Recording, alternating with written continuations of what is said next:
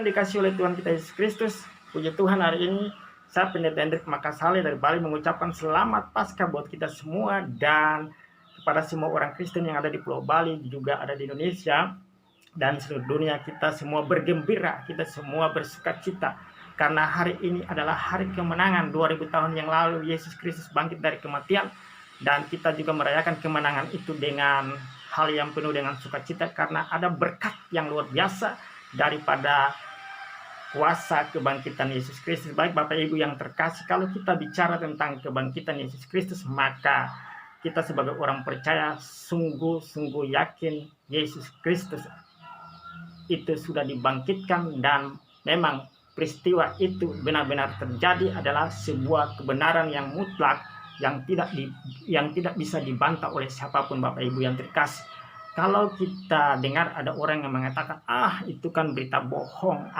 mana benar Yesus Kristus bangkit, kan itu kan hanya berita-berita saksi-saksi sejarah yang tidak benar, ya kan, itu kan tidak pernah terjadi. Atau mungkin ada yang membantah itu. Bagi mereka yang membantah itu karena mereka tidak percaya kepada firman Tuhan, mereka juga tidak percaya kepada Alkitab. Tetapi bagi kita orang yang percaya, kita yakin bahwa Yesus Kristus bangkit itu telah tercatat, tertulis di dalam Alkitab. Bapak Ibu, kalau kita bicara tentang bukti-bukti kebangkitan Yesus Kristus, apa saja bukti-bukti dari kebangkitan Yesus Kristus? Kalau saudara baca di dalam kitab Perjanjian Lama, ya, ada nubuat-nubuat yang telah disampaikan oleh para nabi ataupun penulis-penulis di Alkitab Perjanjian Lama bahwa Yesus Kristus akan datang, kemudian dia akan mati dan dia akan dibangkitkan. Itu bukti-bukti. Juga nubuat-nubuat yang telah ditulis oleh para penulis Alkitab Perjanjian Lama itu menyatakan bahwa Yesus Kristus akan bangkit. Itu merupakan satu bukti juga, Bapak Ibu. Lalu yang kedua, di sana dikatakan bahwa di dalam kitab Injil, ya, 4 Injil sinoptik,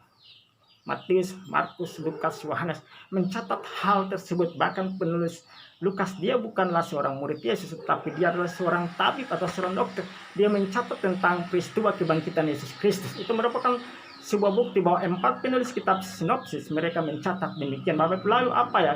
Juga merupakan bukti-bukti yang lain, yaitu surat-surat Rasul Paulus pada jemaat Tuhan yang ada di Korintus, Roma, yang ada di Efesus, dan yang lain-lain, menyatakan bahwa Yesus Kristus itu benar-benar bangkit. Dan juga surat-surat para rasul yang lain, itu merupakan sebuah bukti, ya, hal-hal yang membuktikan tentang kebangkitan Yesus Kristus. Lalu apa yang merupakan bukti lagi? Yesus Kristus sendiri yang adalah Tuhan dan Juru Selamat, dia pernah mengatakan bahwa dia akan bangkit, ya, sebagai pribadi yang pernah ada di sorga, yang pernah memberitakan tentang kebenaran firman Tuhan, yang pernah berjalan keliling memberitakan kabar baik. Dia sendiri menyatakan bahwa nanti pada hari yang ketiga, ya, dia akan bangkit, dia akan menderita, dia akan mati, dan dia akan bangkit. Bapak Ibu yang terkasih, lalu apa lagi yang menjadi bukti-bukti, ya? Ada saksi-saksi mata, para rasul, para murid-murid Yesus, orang-orang lain pada zaman itu. Ada sekitar 100 orang yang Tuhan Yesus menampakkan diri kepada mereka, dan mereka melihat sendiri dengan mata kepala mereka bahwa Yesus Kristus memang benar dibangkitkan. Bapak Ibu yang terkasih dalam nama Tuhan Yesus Kristus, sebagai orang percaya, kita mempercayai Alkitab sebagai firman Allah. Kita mempercayai bahwa Alkitab adalah benar-benar wahyunya Tuhan. Para penulis Alkitab ini ada 40 orang penulis dengan latar belakang yang berbeda. Mereka diilhami, mereka dituntun, mereka dipimpin oleh Roh Kudus untuk menulis apa yang menjadi isi hati Tuhan. Mereka adalah orang-orang yang menjadi fakta sejarah, menjadi saksi peristiwa tentang kebangkitan Yesus Kristus. Oleh sebab itu kita harus percaya bahwa kebangkitan Yesus Kristus adalah kebenaran yang mutlak, bahwa kebangkitan Yesus Kristus adalah suatu hal yang ajaib, suatu perbuatan Allah yang dahsyat, perbuatan Allah yang hebat, suatu perbuatan yang spektakuler yang dilakukan oleh Yesus Kristus, karena dia adalah Allah sendiri. Dia menyerahkan jiwanya, dia menyerahkan nyawanya, dia menyerahkan tubuhnya, tetapi dia bangkit sebagai Tuhan, dan dia mengalahkan semua kuasa maut. Bapak Ibu yang terkasih, itulah bukti-bukti tentang kebangkitan Yesus Kristus. Ya, kita percaya Alkitab otoritas tertinggi yang menceritakan ini, dan kita yakin dengan iman kita bahwa Yesus benar-benar bangkit. Ya, kita akan mengabaikan semua berita-berita hoax, berita-berita bohong yang menyerang kekristenan dengan mengatakan bahwa kebangkitan Yesus Kristus tidak pernah terjadi. Bapak Ibu yang terkasih, kita akan ignore itu, kita akan abaikan itu, kita percaya kepada firman Allah. Kita yakin dengan iman kita bahwa Yesus Kristus adalah Tuhan, dia mati, tetapi dia telah bangkit pada hari yang ketiga. Dan kita percaya bahwa itu merupakan fakta, itu merupakan sesuatu yang tidak bisa dibantah oleh siapapun. Bapak Ibu yang terkasih, kalau kita melihat di dalam Alkitab mengatakan bahwa apa yang terjadi jika Yesus Kristus tidak dibangkitkan. Kalau benar Yesus Kristus tidak dibangkitkan dari antara orang mati, apa yang terjadi dengan kehidupan kita sebagai orang percaya? Saya sudah mencatat ada 6 hal ya. Memang mungkin ada banyak hal, tetapi saya mencatat hal-hal yang penting di sini di tulisan saya ini. Saya bilang apa yang terjadi jika Yesus Kristus tidak dibangkitkan dari antara orang mati. Yang pertama itu di dalam 1 Korintus pasal yang ke-15 ayat 14. Saya tidak membacanya, tapi saya hanya membacakan ayatnya saja, yaitu pemberitaan Injil atau khotbah atau pengajaran dari para rasul dari dahulu sampai abad-abad selanjutnya, bapak-bapak gereja maupun sampai masa kini. Pemberitaan Injil, khotbah, pengajaran itu akan menjadi sia-sia ya. Jadi percuma semua itu karena Yesus tidak bangkit ya. Karena kabar baik yang diberitakan itu nggak punya power, nggak punya kuasa karena Yesus nggak bangkit. Itu tercatat di dalam 1 Korintus 19 ayat 14. Lalu yang kedua, dikatakan iman orang Kristen menjadi sia-sia. Percuma dong kita beriman kepada orang yang mati tapi tidak bangkit ya.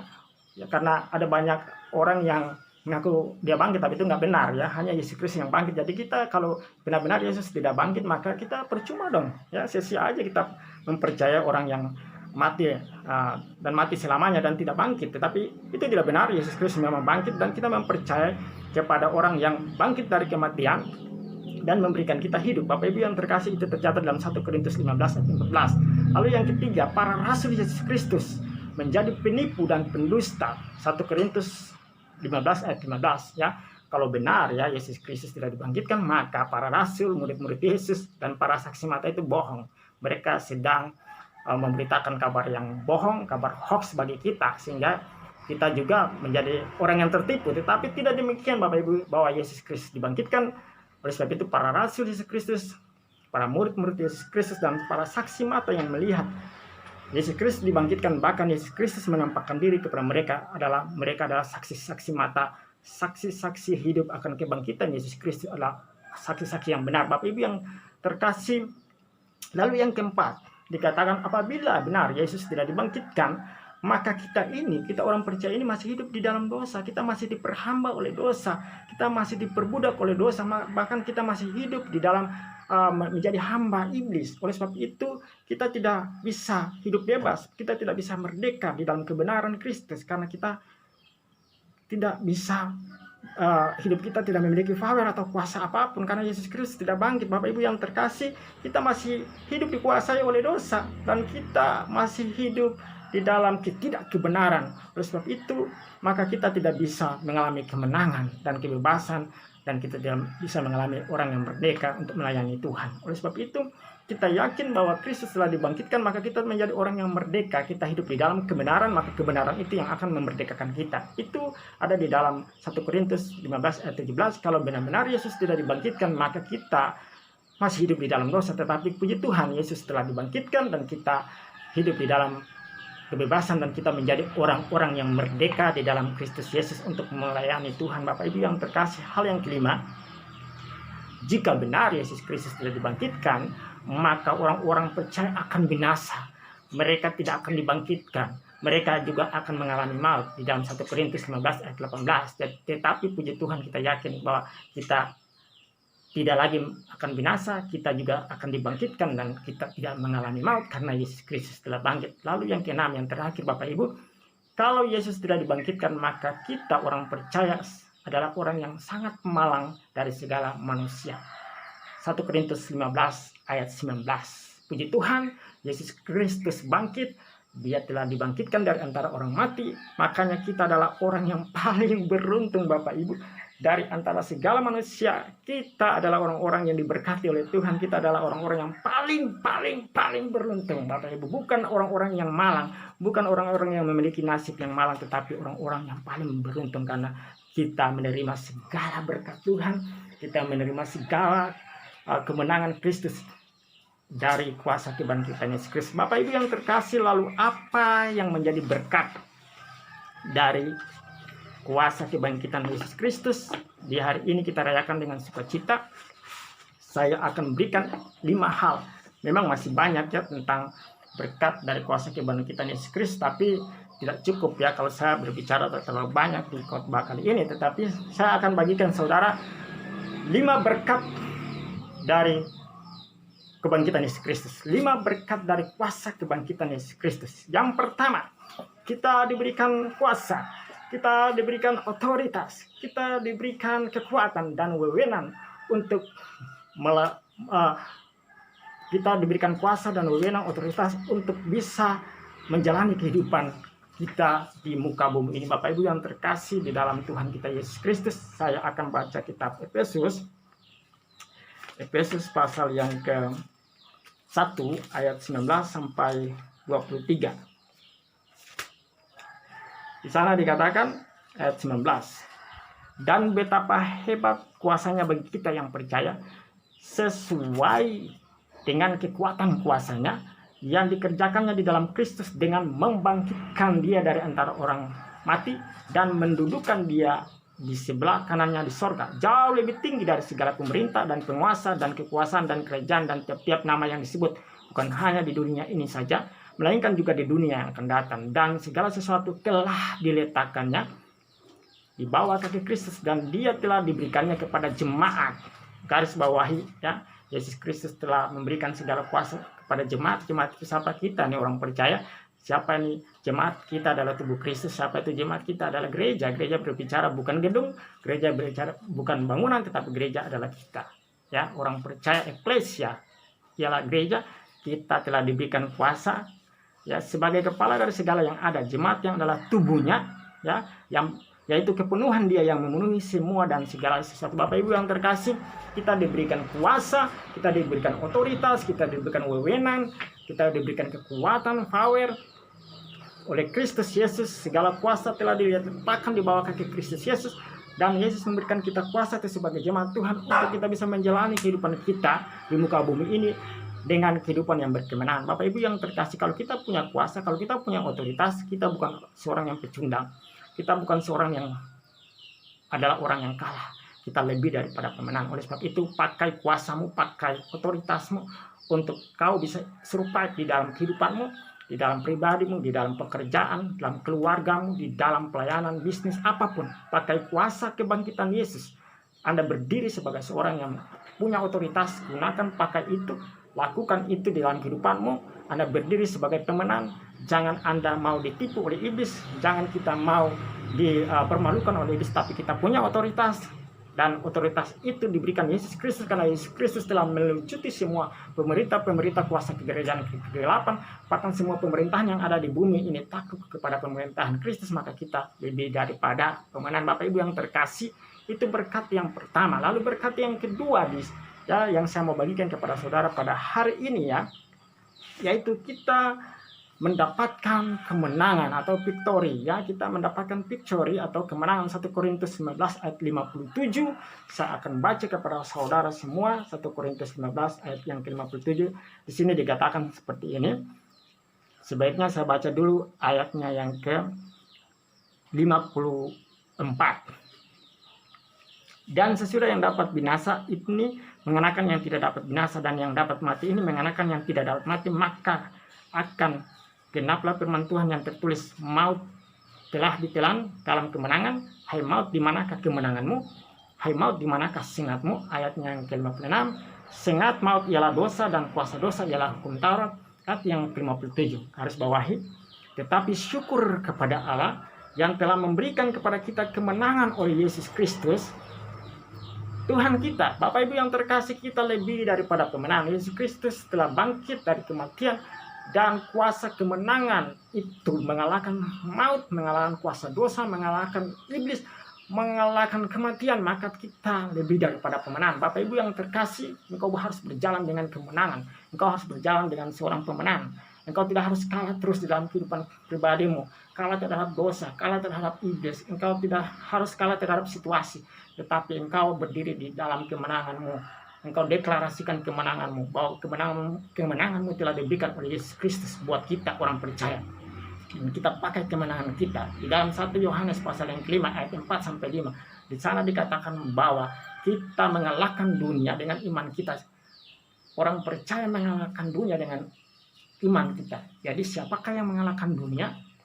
Ialah orang yang percaya kepada Yesus. Oleh sebab itu kita harus berjalan dengan kuasa kebangkitan Yesus Kristus, supaya kita terus melayani pekerjaan Tuhan, kita terus di dalam keluarga kita lebih daripada pemenang, kita dalam bisnis kita bisa berhasil, dan kita menjadi orang-orang yang lebih menjadi orang-orang yang lebih daripada pemenang, sehingga kita bisa memberkati banyak orang. Kita juga bisa mengambil atau orang-orang yang hidupnya di dalam kegelapan, supaya mereka juga bisa menang bersama dengan kita di dalam kemenangan yang luar biasa. Bapak Ibu yang terkasih, dalam nama Yesus Kristus, itu adalah berkat yang kedua. Lalu berkat yang ketiga, Bapak Ibu, kita akan dibangkitkan pada akhir zaman. Kita mengalami kebangkitan pada akhir zaman, Bapak Ibu. Itu ada di dalam 2 Korintus 4 ayat yang ke-14. Saya akan baca 2 Korintus 4 ayatnya yang ke-14. Karena kami tahu bahwa Ia yang telah membangkitkan Tuhan Yesus akan membangkitkan kami juga bersama-sama dengan Yesus, dan Ia akan menghadapkan kami bersama-sama dengan kamu pada dirinya. Bapak Ibu yang terkasih, Yesus Kristus telah bangkit, maka satu kali kelak memang kita akan mati sebagai orang percaya. Tetapi kita yakin Yesus Kristus yang telah bangkit juga akan membangkitkan kita sesuai dengan firman Tuhan di hari ini. Bapak Ibu yang terkasih, oleh sebab itu jangan kita ragu, khawatir, bahkan jangan kita takut pada kematian. Orang yang takut mati adalah orang yang tidak percaya kepada Kristus Yesus, karena mereka tidak punya jaminan yang pasti. Tetapi orang yang percaya kepada Kristus Yesus, mereka tidak pernah takut mati. Karena apa? Karena kalau mereka mati pun, mereka akan mendapatkan hidup yang kekal. Oleh sebab itu kita jangan takut mati. Kita hidup aja, nanti kalau kita sudah waktunya dipanggil Tuhan, ya sudah, mau apa lagi. Tapi kita hidup dalam hidup yang kekal. Kita akan dibangkitkan oleh Yesus Kristus pada akhir zaman. Bapak Ibu yang terkasih, di dalam 1 Korintus pasal 15 ayatnya yang ke-52, saya baca 1 Korintus 15 ayatnya yang ke-52. Di sana dikatakan, dalam sekejap mata pada waktu bunyi nafiri yang terakhir, sebab nafiri akan berbunyi dan orang-orang mati akan dibangkitkan dalam keadaan yang tidak dapat binasa, dan kita semua akan diubah. Bapak Ibu yang terkasih, ayat 53, karena yang dapat binasa ini harus mengenakan yang tidak dapat binasa, dan yang dapat mati ini harus mengenakan yang tidak dapat mati. Jadi kita yang tubuhnya kita ini adalah tubuh yang memiliki kebinasaan, tetapi kita dihidupkan oleh Allah di dalam Kristus Yesus, maka kita akan mendapatkan hidup yang kekal. Kita akan diubah sekejap dengan tubuh kemuliaan, bukan lagi dengan tubuh fana yang berdosa, tetapi kita memiliki tubuh yang baru, yaitu tubuh kemuliaan yang tidak akan pernah mati selama-lamanya. Bapak Ibu, itu merupakan suatu berkat yang luar biasa yang diberikan oleh kebangkitan Yesus Kristus hari ini kepada kita semua. Bahkan di dalam Yohanes pasal yang ke-11 ayat 25-26, di sana dikatakan Yesus pernah berkata, ketika dia membangkitkan Lazarus, dia berkata kepada saudaranya Lazarus, yaitu Maria. Dia berkata ke Maria atau Marta pada saat itu, dia berkata bahwa kalau engkau percaya kepadaku, kalau siapapun yang percaya kepadaku, walaupun nanti dia sudah mati, maka dia akan dibangkitkan. Walaupun dia sudah mati, nanti dia akan dibangkitkan. Jadi Yesus Kristus adalah kebangkitan dan hidup. Oleh sebab itu kita yakin dan percaya kuasa kebangkitan Yesus Kristus juga akan membangkitkan kita pada akhir zaman nanti. Pada suatu saat kita memang akan pergi, kita akan mati, tetapi kita yakin kita tidak hidup di dalam kematian untuk selama-lamanya atau kebinasaan kekal, karena kita telah dibangkitkan oleh Kristus Yesus yang telah bangkit dari kematian. Itu adalah berkat yang ketiga. Lalu berkat yang keempat, di sana dikatakan dalam firman Tuhan, saya catat di buku saya, dikatakan kita mendapatkan pengharapan dan masa depan yang cerah. Mari kita buka dalam 1 Petrus 1 ayatnya yang ketiga sampai yang keempat. 1 Petrus pasal 1 ayat yang ketiga sampai ayatnya yang keempat. Saya akan baca dari ayat yang ketiga, Bapak Ibu yang dikasihi Tuhan Yesus. Terpujilah Allah dan Bapa kita, Tuhan kita Yesus Kristus, yang karena rahmat-Nya yang besar telah melahirkan kita kembali oleh kebangkitan Yesus Kristus dari antara orang mati.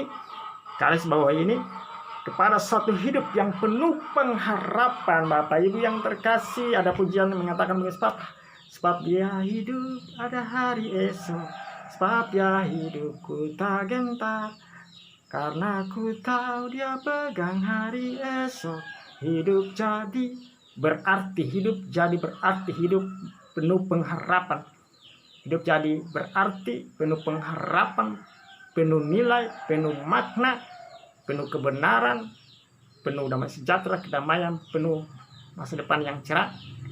Kenapa? Karena Yesus hidup. Bapak Ibu yang terkasih, kita dikatakan mendapatkan pengharapan yang luar biasa dari Tuhan. Dan di ayat yang keempat, untuk menerima suatu bagian yang apa? Catat ini Bapak Ibu yang terkasih. Pengharapan yang kita terima bukan pengharapan yang diberikan dunia yang palsu. Pengharapan yang kita terima bukan pengharapan yang mengecewakan, tetapi pengharapan yang kita terima adalah pengharapan yang tidak dapat binasa, ya, suatu bagian yang tidak dapat binasa, yang tidak dapat cemar dan yang tidak dapat layu, yang tersimpan di surga bagi kita. Bapak Ibu yang terkasih, kita memiliki pengharapan bukan pengharapan yang diberikan oleh kita, yang pengharapan yang sesaat yang mengecewakan, atau pengharapan yang palsu, atau pengharapan yang fana, tetapi kita memiliki pengharapan yang pasti. Kita mendapatkan penuh pengharapan yang luar biasa, yang tidak dapat binasa, yang tidak dapat layu, yang tidak dapat cemar, yang telah diberikan oleh Yesus Kristus yang adalah sumber pengharapan kita. Bapak Ibu yang terkasih, mari kita hidup di dalam pengharapan ini, dan kita berjalan dengan pengharapan yang pasti di dalam Kristus Yesus, baik itu di dalam pribadi kita, di dalam keluarga kita, di dalam bisnis pekerjaan kita. Jadi kita bukan berpikir lagi sebagai seorang yang hopeless atau seorang yang kehilangan pengharapan, tetapi oleh karena kebangkitan Yesus Kristus, maka berkat pengharapan yang tidak binasa, yang tidak cemar, yang tidak layu, yang tersimpan di surga, yang telah kita terima oleh anugerah, oleh kekayaan kasih karunia itu kita dapatkan. Oleh sebab itu kita menjadi orang-orang yang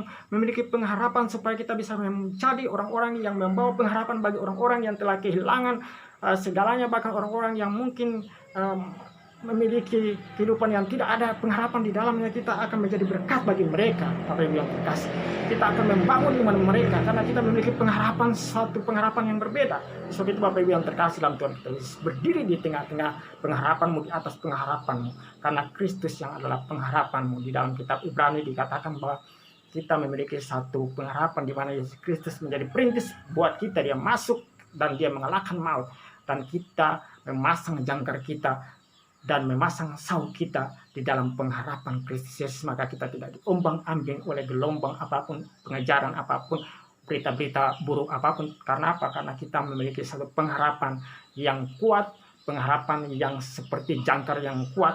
Dan ketika kita melabuhkan pengharapan kita di dalam Kristus Yesus, maka kita hidup dalam damai sejahtera, dan kita bisa menjadi berkat bagi banyak orang lain. Bapak Ibu yang terkasih, hal yang terakhir, berkat yang terakhir dari kuasa kebangkitan Yesus Kristus pada hari ini ialah Yesus menjamin sorga bagi kita.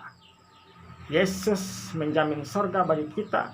Di dalam kitab Efesus pasal 2 ayat 6 sampai yang ke-7, Yesus menjamin sorga buat kita, dan Yesus juga menyediakan tempat buat kita, tempat yang terbaik buat kita. Bapak Ibu yang terkasih di dalam Yesus Kristus, Efesus 2 ayat 6 sampai 7, saya akan baca. Dan di dalam Kristus ia telah membangkitkan kita juga, ya. Di dalam Yesus Kristus ia akan membangkitkan juga. Dikatakan ia telah membangkitkan kita juga dan memberikan tempat bersama-sama dengan dia di sorga. Bapak Ibu yang terkasih, haleluya, puji Tuhan.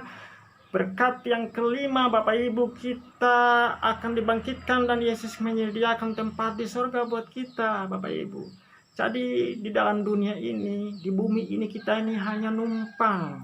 Bahasa orang-orang yang saya dengar dulu itu, di waktu saya masih pelayanan di Kuta itu, NL, numpang lewat doang.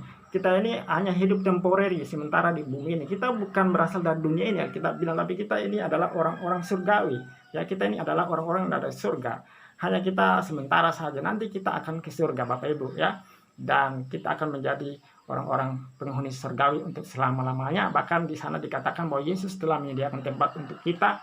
Jadi Yesus menjamin surga untuk kita. Yesus juga menjamin tempat kita ada di surga, itu tempat yang terbaik ya. Di dalam Yohanes 14 ayat 1 sampai 3 ya, mari saya akan bacakan Yohanes pasal yang ke-14 1 sampai 3 ya. Untuk mendukung kebenaran firman Tuhan ini dikatakan begini, janganlah gelisah hatimu. Bapak Ibu, nggak usah gelisah ya. Jangan khawatir, jangan gelisah, jangan panik, jangan cemas ya. Artinya kita harus tenang, kita harus rileks, kita harus santai. Kenapa? Karena kita berjalan dengan kuasa kebangkitan Yesus Kristus. Di sana dikatakan begini, janganlah gelisah hatimu. Ngapain sih gelisah ya? Walaupun saat ini ada wabah COVID-19 merajalela, tetapi Yesus bilang begini, hei anakku, jangan kamu gelisah ya. Di sana dikatakan, percayalah kepada Allah, percayalah juga kepadaku. Ingat, Yesus bilang, barang siapa melihat Yesus, dia melihat Bapa ya, melihat Allah. Yesus itu Allah juga ya. Yesus adalah Allah. Yesus katakan, percayalah kepada Allah, percayalah juga kepadaku. Di rumah Bapakku banyak tempat tinggal. Jika tidak demikian, tentu aku mengatakannya kepadamu. Sebab aku pergi ke situ untuk menyediakan tempat bagimu. Dan apabila aku telah pergi ke situ dan telah menyediakan tempat bagimu, aku akan datang kembali dan membawa kamu ke tempatku, supaya di tempat di mana aku berada, kamu berada. Bapak Ibu yang terkasih dalam Tuhan kita Yesus Kristus, Yesus menjamin sorga, Yesus menjamin tempat bagi kita. Ya, nanti pada suatu saat kemah kediaman kita di bumi ini dibongkar, tapi kita punya pengharapan yang pasti bahwa Yesus telah menyediakan kemah atau rumah kita di sorga, suatu tempat yang indah, suatu tempat yang menyenangkan buat kita. Jadi di bumi ini hanya sementara aja Bapak Ibu, dan Yesus sudah menjamin. Ya, jadi berkat kebangkitan Yesus Kristus yang kelima ialah kita telah menerima jaminan bahwa kita punya tempat di surga. Oleh sebab itu Bapak Ibu yang terkasih, janganlah kita gelisah dan khawatir ya tentang kehidupan di bumi ini. Karena Tuhan Yesus bilang begini, Tuhan Yesus akan sertai kita sampai pada akhir zaman. Oleh sebab itu mari kita berjalan dengan berkat ini, kita berjalan dengan berkat kuasa kebangkitan Yesus Kristus ini, supaya kita terus menjadi orang-orang yang lebih daripada pemenang. Sehingga kita tidak menjadi pecundang, atau kita tidak menjadi seorang loser, tetapi kita menjadi orang yang lebih daripada pemenang. Bapak Ibu yang terkasih oleh Tuhan Yesus Kristus, itu yang menjadi khotbah saya pada hari ini. Kiranya Tuhan Yesus memberkati kita semua, kurang dan lebihnya. Saya berdoa biar Roh Kudus yang akan menambah pengetahuan firman Tuhan dalam kehidupanmu. Kalau engkau sudah mendengar firman Tuhan, engkau harus benar-benar terapkan itu di dalam kehidupanmu sebagai orang-orang yang percaya kepada Yesus Kristus. Sehingga engkau bukan lagi menjadi orang yang kalah, tapi engkau berdiri dengan kuasa dan berkat kebangkitan Yesus Kristus untuk menjadi orang yang lebih daripada pemenang, dan engkau menjadi orang yang diberkati oleh Tuhan untuk menjadi berkat bagi banyak orang. Terima kasih. Tuhan Yesus memberkati kita semua hari ini. Kiranya berkat yang luar biasa dari kebangkitan Yesus Kristus akan menyertai hidupmu mulai dari hari ini sampai selama-lamanya. Tuhan Yesus memberkati. Salam, amin.